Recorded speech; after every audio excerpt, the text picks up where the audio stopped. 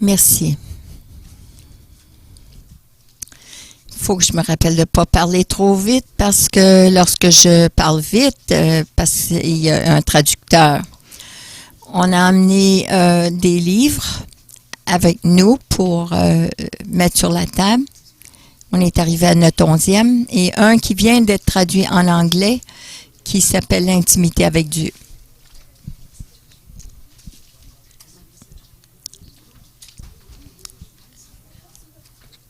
Des guérisons qu'on a reçues, des miracles financiers, ainsi que des révélations ou des visitations des anges. Et celui-ci, j'aimerais remettre à Pasteur David. The treasure of God and the great value of the human person. And every day with Jesus. And we go through the Psalms and the Proverbs, words of Jesus to know him better, epistles, love letters to the church, different subjects such as peace, joy.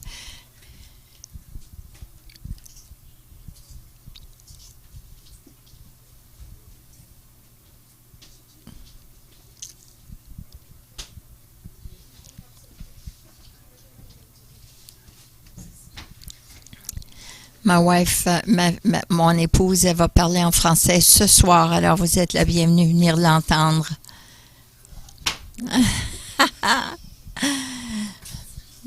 Lorsque Dieu dit quelque chose de différent, il va faire quelque chose de différent. Alors j'aimerais dire ceci, je ne suis pas dans les affaires de condamnation. J'ai un ministère d'encouragement. Et c'est mon ministère. Une personne qui est découragée, je dois aller vers eux pour les encourager. Il y a quelques années, j'étais tellement découragée et j'avais besoin d'encouragement. Alors le Seigneur, je l'ai entendu me dire, appelle quelqu'un qui est dans un pire état que toi. Et c'est ce que j'ai fait. Il était vraiment déprimé plus que moi et je l'ai encouragé et moi aussi, je me suis encouragée. Et voilà mon appel. Mais aujourd'hui, je vais partager avec vous. J'ai dit oui, le Seigneur est le boss, c'est lui le patron, c'est lui qui m'a dit quoi dire. On est à la fin des temps et on a besoin d'un avertissement. Il y a beaucoup de choses qui sont décourageantes qu'on entend, hein? Mais Dieu, il peut faire un chemin là où il n'y en a pas de chemin. Je le crois, c'est lui le patron. Pas les conseils de la ville. Vous savez, je suis conseiller de ma propre ville. Mais lorsque les choses sont difficiles, ceux qui sont difficiles disparaissent. Vous savez qu'Abraham Lincoln, il a gagné 6 élections. Alors, j'ai besoin de vos prières parce que je vais influencer ma ville, là où je suis placée. Alors, j'ai une question pour vous aujourd'hui. Et c'est pour vous avertir et vous préparer pour ce qui s'en vient. La question est celle-ci. Êtes-vous parfait? Aimeriez-vous être parfait?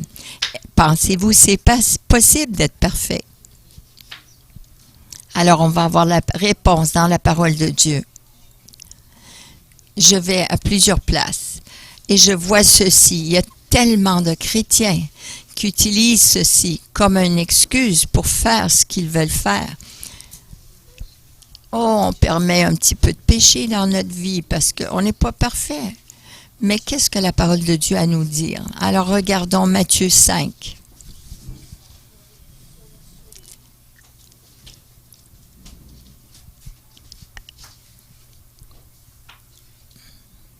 Matthieu 5. J'aime la parole de Dieu. Et vous? Parce que la parole de Dieu répond à toutes nos questions. Quand j'étais catholique, lorsque j'étais un petit garçon, on me disait « Oh, lis pas la Bible, c'est dangereux. Tu as besoin des études pour comprendre ça. Parce que si tu n'as pas d'études, tu peux devenir fou. » Ou c'est un péché même. tu peux être emprisonné, mis en prison pour ça. Mais je suis content d'avoir découvert ce livre et je l'embrasse.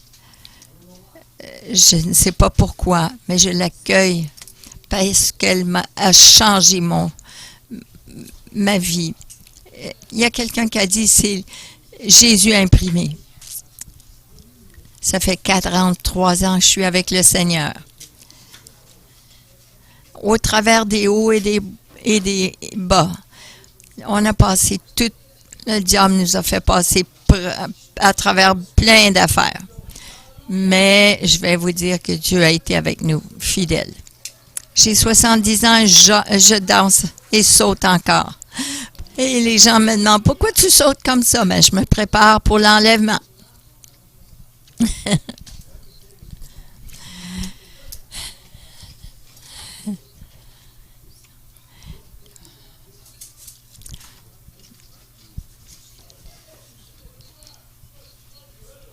Dieu vous aime.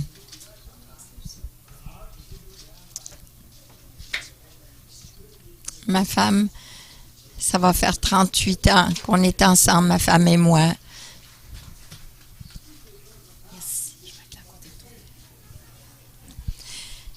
Elle mérite une couronne juste parce qu'elle m'endure. Vous savez, il y a des gens qui disent « Ah, on peut laisser juste un petit peu de péché. Vous savez, un petit peu de poison dans votre repas, ça peut vous tuer. » Mais le diable, il a toutes sortes de trucs. Regardons ce que Jésus dit. Matthieu 5.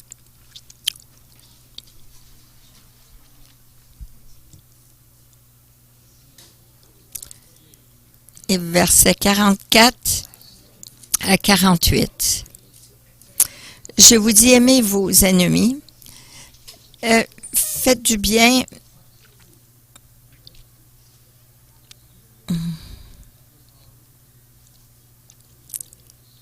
Mais moi, je vous dis, aimez vos ennemis, bénissez ceux qui vous maudissent, faites du bien à ceux qui vous haïssent, et priez pour ceux qui vous maltraitent et qui vous persécutent, afin que vous soyez les fils de votre Père qui est dans les cieux. Car il fait lever son soleil sur les méchants et sur les bons, il fait pleuvoir sur les justes et sur les injustes. Si vous aimez ceux qui vous aiment, quelle récompense méritez-vous? Les publicains aussi n'agissent-ils pas de même? Et si vous saluez seulement vos frères, que faites-vous d'extraordinaire? Les païens qui agissent ainsi n'agissent-ils pas de même? Soyez donc parfaits, comme votre Père céleste est parfait. Le parfait dans le grec, ça veut dire mature, accompli. Jésus nous a jamais dit de faire quelque chose s'il pensait pas qu'on pouvait le faire. Il est possible d'être parfait, mais regardez le contexte. Je vous dis d'aimer vos ennemis. Ça, c'est vraiment la perfection. Un ennemi, on a le goût de les battre. On a le goût de prendre notre batte de baseball et puis notre chaîne et tout ça.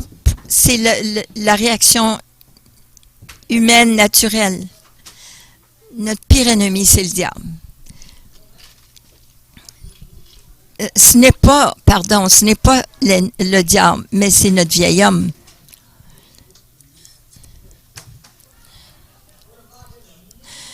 Oui, vous savez, si on peut le mettre dans le bain, l'inonder en dessous de l'eau, vous savez, il revient rapidement à la surface. J'aimerais juste vous rappeler ceci. La chair d'un chrétien, c'est pas différent de la chair d'un inconverti. C'est la chair et ça pue. Une fois, un petit pasteur est venu des États-Unis, je sais pas d'où. Il est venu prêcher à plein de pasteurs, un rassemblement de pasteurs. Puis là, il a dit, vous savez, c'est quoi le problème numéro 1? Le problème dans l'Église, je vais vous dire c'est quoi? C'est la chair. La chair, la chair, la chair. Seulement la chair. Sortez la chair d'ici, puis on va être une Église parfaite. Mais Paul, il dit, Galates 2:20, on a été crucifié avec Christ. Notre chair est crucifiée avec Christ. Un homme mort ne peut pas vous faire du trouble. Il dit pas un mot. Vous savez, on a des voisins, ils sont très paisibles, mais ils vivent dans un cimetière. Et c'est très paisible chez nous. Si notre vieil homme était mort, on n'aurait pas de problème. Quelqu'un qui vous fait du mal, la chose naturelle, c'est de le frapper en retour. Une fois, on avait acheté une maison en Gaspésie, c'était un ami. Elle s'est tournée contre nous lorsqu'on a vendu la maison.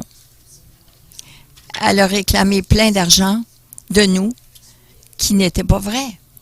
Elle a dit toutes sortes de mensonges. Elle nous a volé de 5 000 $.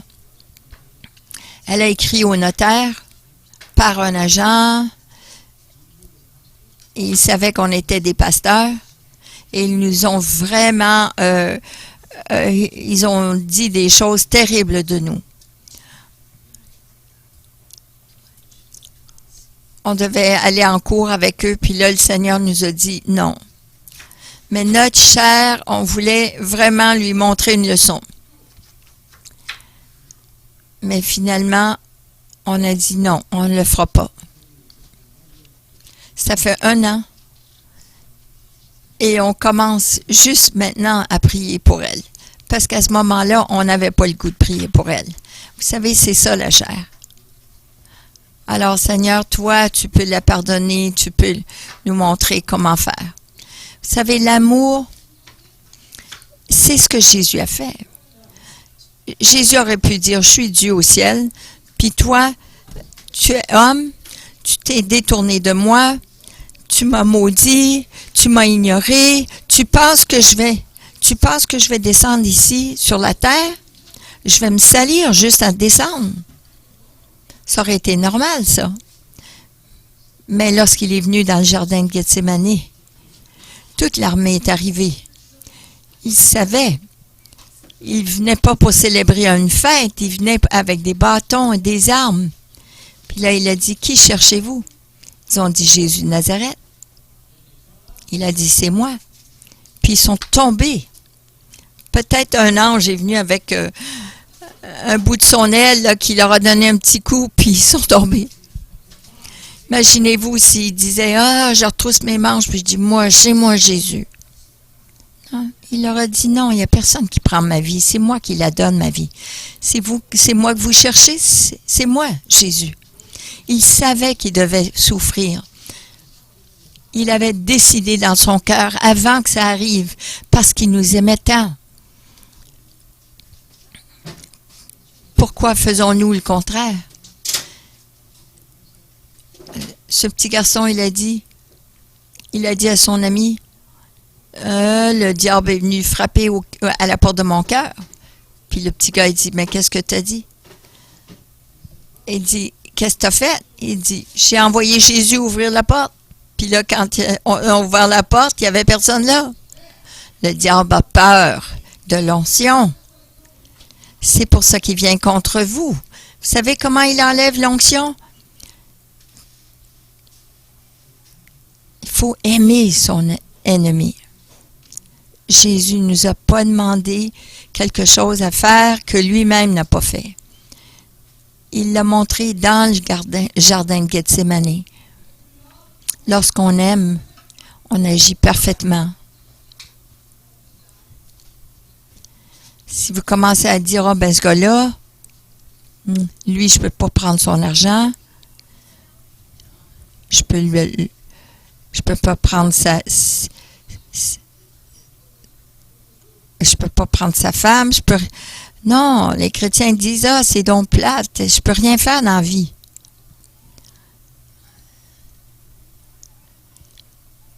En plus, on ne prendra rien, mais en plus, s'il est en besoin, on va lui donner. Vous savez, c'est facile de remplir la loi, de faire ce que la loi nous demande. Regardons Matthieu 24. Vous croyez que vous allez recevoir quelque chose aujourd'hui? Matthieu 24.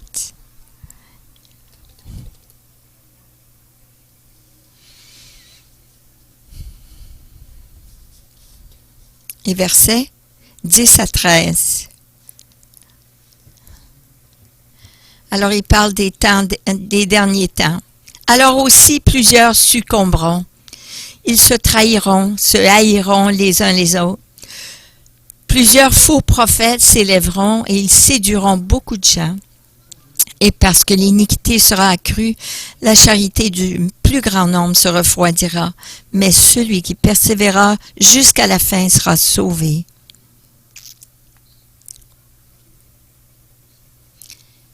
Et là, on voit cela, ça arrive partout.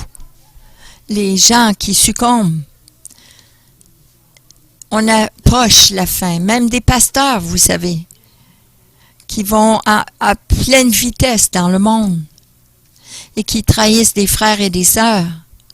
C'est juste un avertissement, mes frères et sœurs. L'ennemi est subtil, il veut vous avoir, il est fâché contre vous. J'ai déjà entendu quelqu'un dire ceci. Toutes les églises toutes les églises est un témoignage au Seigneur Jésus. Parce que les gens qui font leur ville, ils font leur travail. Il faut prier pour eux, faut les bénir. Vous pouvez être parfait. Vous pouvez être parfait. Dieu veut que vous soyez parfait. Et c'est épeurant, on voit partout, puis on voit les gens, ils ne marchent pas dans la sainteté, ils sont slack, ils ont relâché. Il dit, voyons donc, Jésus ne nous punira pas pour nos péchés. Vous savez, n'importe quelle sorte de lumière que vous avez, ça peut être un néon, ça peut être une allumette, n'importe quelle lumière. Vous avez la lumière et vous avez la chaleur. Mais c'est la même chose avec l'amour de Dieu. Il est saint et il a l'amour. Et la sainteté, c'est le jugement pour le péché. Sinon, pourquoi est-ce que Jésus serait mort sur la croix? Une fois, quelqu'un témoignait à un autre.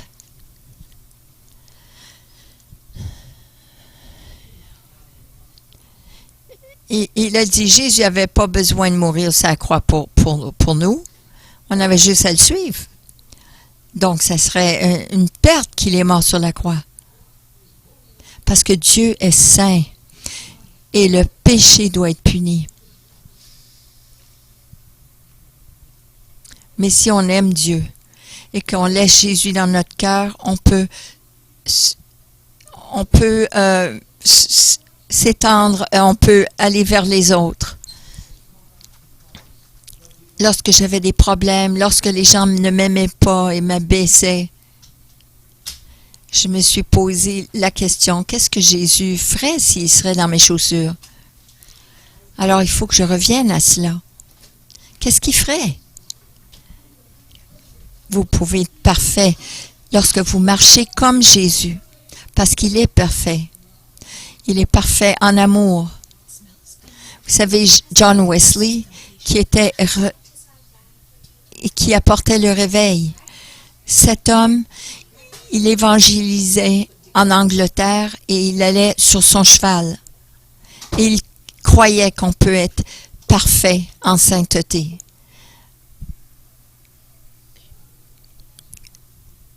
N'oubliez jamais ceci, mes frères et sœurs.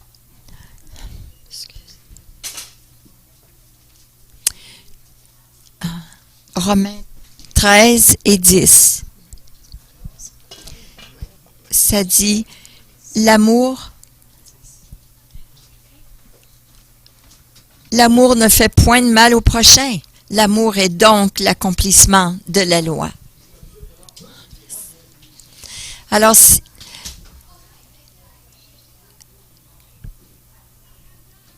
il y a 1613 lois. Et il n'y a personne qui les a accomplies. Si on doit toutes les accomplir dans une journée, il n'y a personne qui les accomplit. C'est comme si vous vous mettiez dans une poubelle et vous essayez de vous soulever. Non.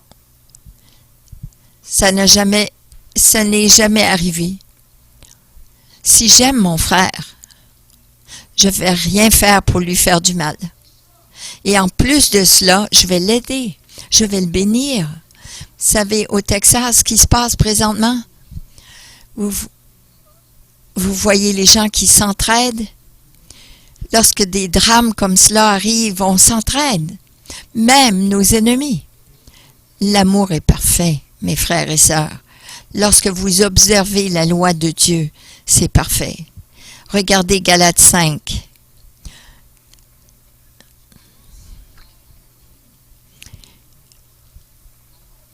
Je croyais, depuis que je suis un croyant, je crois que l'amour est parfait. On écoute ça, on écoute les autres, puis on pense ceci ou cela. Non. C'est-tu possible d'être tellement proche du Seigneur? J'aimerais tellement que tu remplisses mon cœur, Seigneur, parce que lorsqu'on pêche, on ne se sent pas bien. Mais écoutez ce que ça dit ici.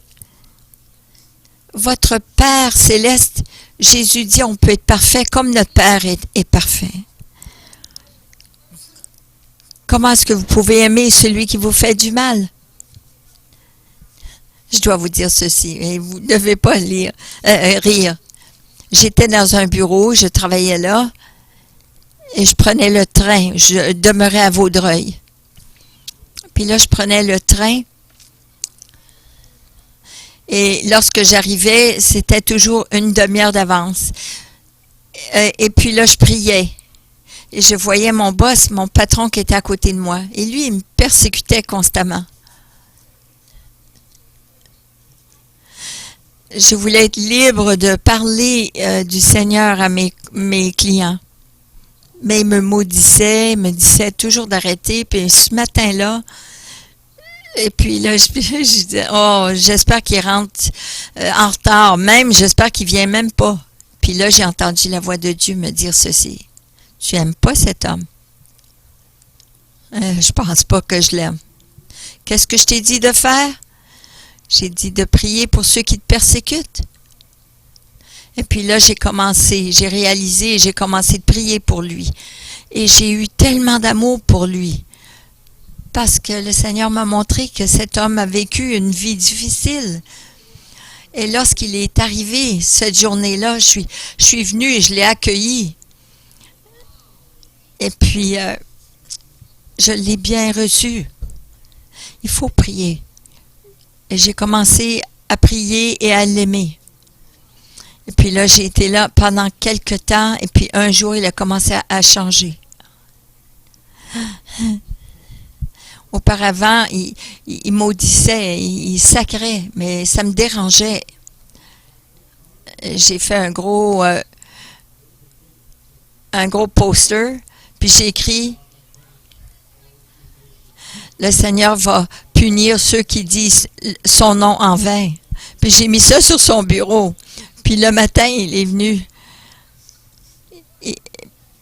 Il s'est mis à rire et il se moquait de moi. Puis ça a empiré notre situation. Mais là, j'ai dit au Seigneur, qu'est-ce que je fais de lui? As-tu honte de me louer? Alors, j'ai dit non. Il dit, à chaque fois qu'il maudit, qu'il sacre, ben toi, tu vas te mettre à louer le Seigneur. Alors, à chaque fois, il s'est mis à sacrer. Moi, je me mettais à louer Dieu. Merci Seigneur, gloire à Dieu. Ah, merci Seigneur, t'es merveilleux. Puis là, il dit, qu'est-ce que tu fais? Il dit, tu l'abaisses, mais moi, je vais l'élever. Puis ça a marché. Elle dit, ah, ben, t'es tellement fâché. Elle dit, ce gars-là, il est fou. À chaque fois que je l'abaisse, lui, il l'élève. Ce gars-là, il a arrêté de sacrer. J'ai travaillé plusieurs mois, là. Mais merci Seigneur, personne s'est mis à sacrer.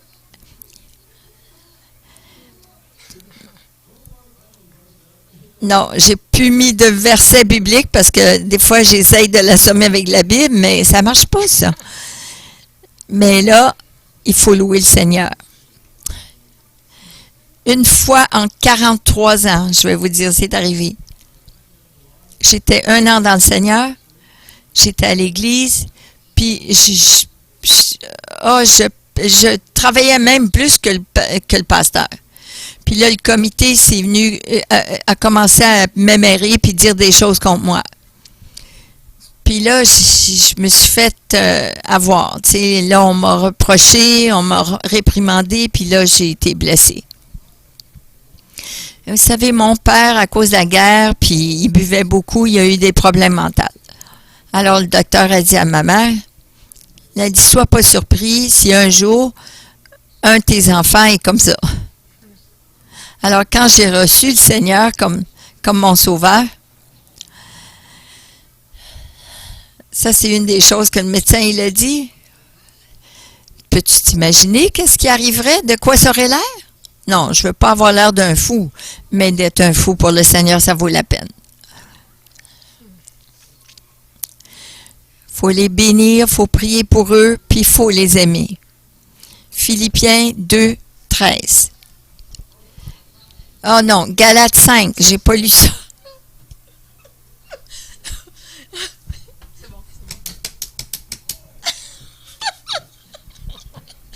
C'est bon, on est correct. Galates 5 et 22 et 23. Le fruit de l'esprit, c'est l'amour. C'est l'amour, la joie, la paix, la patience, la bonté, la bénignité, la fidélité, la douceur, la tempérance. J'aime mieux la version anglaise qu'en français parce que ça dit du fruit. Ça dit du fruit. Mais le fruit de l'esprit.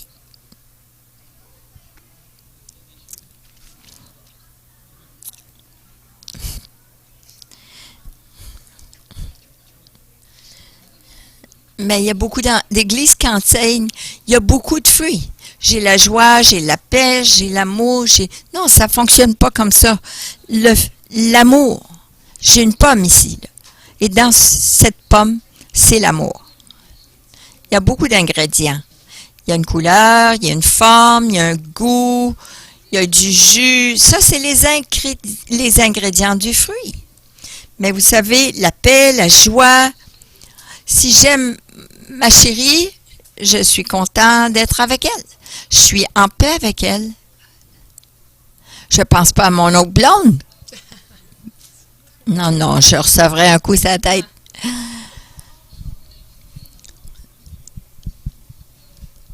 Et si elle renverse du café sur mon pantalon, je dois savoir avoir de la tempérance et la douceur. Je dois rester fidèle. Ça fait partie du tout. 1 Corinthiens 13, ça dit, verset 4 à 7, vous pouvez le lire. C'est seulement un fruit. Si j'ai l'amour, toutes ces autres choses sont là. Je ne sais pas pourquoi je picosse sur ce gars-là. Ça ne me fait rien d'être auprès de lui. Je l'aime. Peut-être qu'il a mauvaise haleine, mais ça ne fait rien. Je vais lui donner une petite tic-tac. Il pile sur mes pieds. Ah, c'est correct. Je vais faire comme un ouvrier. Non, je vais être doux avec lui. Je vais le bénir. Il est mon ami, alors je dois l'endurer. Il m'endure, alors je l'endure. C'est comme ça dans un mariage aussi. Alors l'amour, c'est merveilleux, c'est patient et c'est doux. C'est pas un fardeau de suivre les commandements si je vous aime. Je ne regarde pas vos défauts. Lorsqu'il n'y a pas d'amour, je regarde les défauts.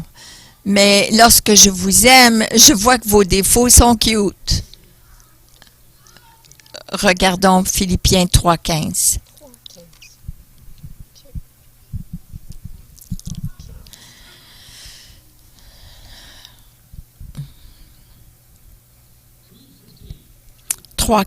Philippiens 3,15. Nous tous, donc qui sommes parfaits. Nous tous, donc qui sommes parfaits.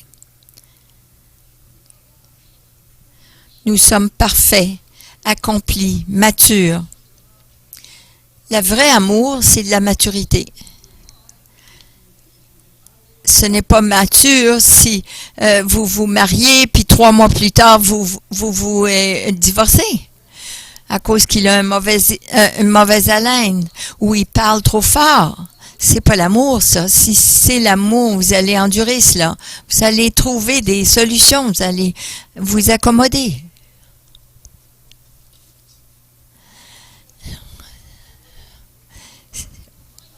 Vous trouvez le moyen. Parce que vous aimez la personne. Vous ne regardez pas aux défauts. Vous regardez au cœur. L'homme regarde l'apparence, mais Dieu regarde le cœur. Et si vous êtes comme Dieu, vous avez l'amour, eh bien, vous faites de même.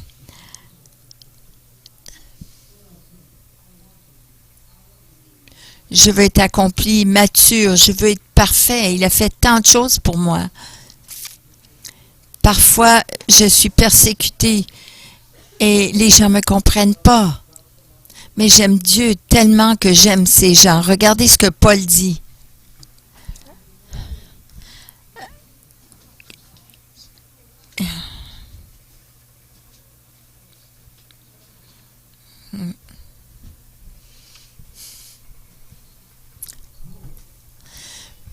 Mon but, c'est de le connaître et la puissance de sa résurrection et la communion de ses souffrances.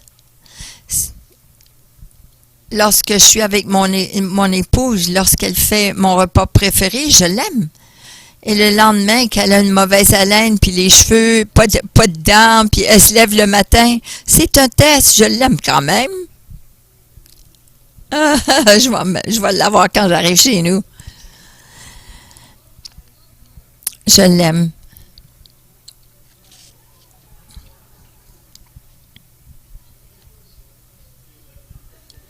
Je vais aller voir.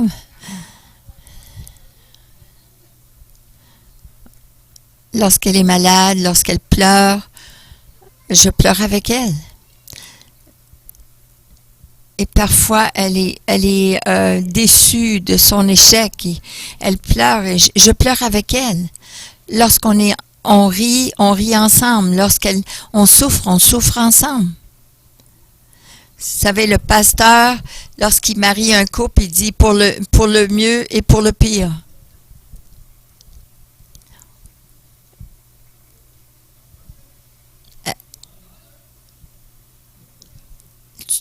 Elle n'est pas parfaite, mais vous ne l'êtes pas non plus. J'aime tellement le Seigneur. J'aime Dieu quand il me bénit et qu'il me donne 100 000 $. Oui, c'est excitant. L'année suivante, c'est une faillite. Tu m'as abandonné, Seigneur. Et je dois être conforme à lui. Si j'atteins la résurrection de la mort, pas comme si je l'ai déjà atteint, mais je cours la course. Ça nous dit dans Hébreux 12, verset 13, « Recherchez la paix avec tous les hommes et la sainteté, que nous ne verrons pas Dieu sans cette sainteté. »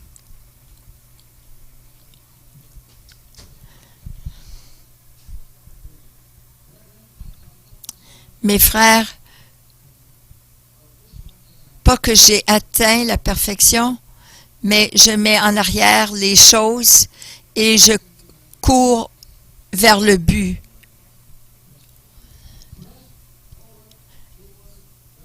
Je cours vers le but qui est mon haut appel, qui est en Jésus-Christ. Il n'y en a pas de plus grand appel, de plus grande vie que de courir la course pour lui.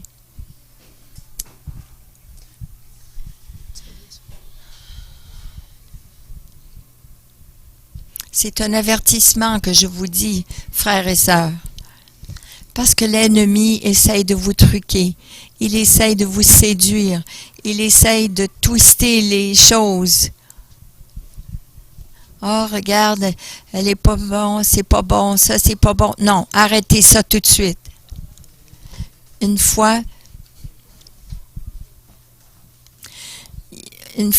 fois, j'ai mis 2 personnes dehors. Mais une dame est venue chez moi, elle était une commère. Puis là, elle a commencé à abaisser le pasteur. Après une demi-heure, j'ai dit, OK, stop. On va prier pour lui. Elle a dit non. Alors, j'ai ouvert la porte, j'ai dit, oh, sors. Elle était sorcière. Bénir, c'est de parler du bien d'eux.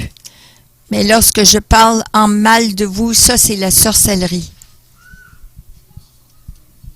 Arrêtez ça immédiatement. Ça ne fait rien de bien. Oui, on peut dire, oui, le frère a ce problème, mais on prie pour lui. On ne veut pas commérer ou parler. Il y a bien des années, j'étais à Trois-Rivières dans une église. Et puis, le pasteur est tombé dans l'adultère. Et puis là, les gens ont commencé de parler contre le pasteur. Puis là, j'ai pris la tribune. Je ne serai pas invité ici. Si on prierait plus pour nos leaders, on en aurait moins qui tomberaient. Si on passait plus de temps à bénir et prier pour eux, on aurait moins de pasteurs qui tomberaient dans le péché. On est dans les affaires de restauration, pas de destruction.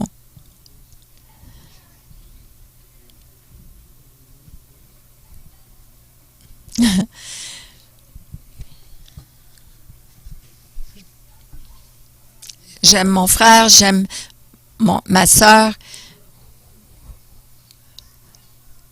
Ils ne sont pas parfaits, mais Dieu n'a pas fini avec eux et je prie pour vous. Matthieu 22, et ça va être notre dernier verset, je crois.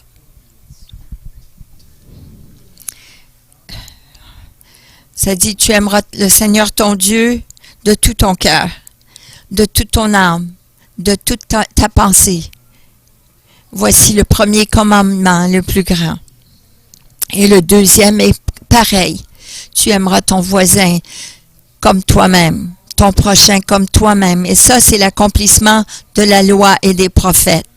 Ça, c'est l'accomplissement de la loi et des prophètes. C'est d'aimer et de marcher dans l'amour envers mon prochain. Mais si j'aime mon frère et ma sœur, je ne ferai rien pour les déplaire et pour leur faire du mal. Vous êtes uniques, vous êtes bénis et vous êtes précieux. Je bénis le Seigneur pour vos pasteurs et j'aime comment ils ont fait le ministère ici en avant. Tellement de gens sont venus prier les uns pour les autres et j'ai ressenti cette onction. Dieu veut utiliser le corps de Christ et non pas juste une personne. Vous ne pouvez pas bâtir une bâtisse avec une pierre. Chaque pierre fait sa part et on les met ensemble, ça fait l'édifice. Et si vous ne faites pas votre part, vous allez être manqué. Alors, je vous donne des bonnes nouvelles aujourd'hui. Vous pouvez être parfait. C'est possible. Mais n'essayez pas toute seule. Vous ne pouvez pas le faire toute seule. Vous allez être déçu. Et ça va devenir un fardeau. Mais d'aimer le Seigneur de tout votre cœur, après, vous allez aimer votre prochain.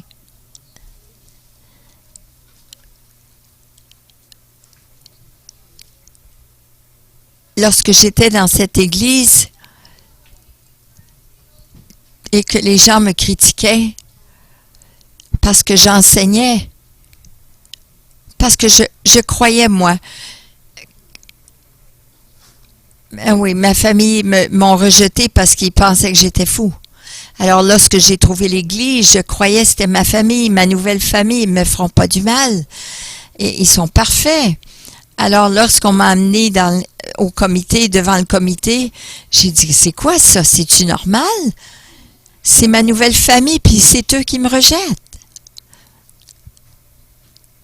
Alors, pour la première fois, j'ai été tentée de laisser les choses de Dieu. La famille la plus pauvre dans l'église m'a pris chez eux. Et pendant 2 semaines, je ne suis pas allée à l'église. Ils n'avaient même pas de quoi manger eux-mêmes, mais ils m'ont nourri. Mais pour la première fois, voyez cette histoire d'amour. Et une journée, la porte a frappé. Quelqu'un a frappé à la porte, on a ouvert la porte, c'était le pasteur de l'église. Il a apporté une boîte de nourriture.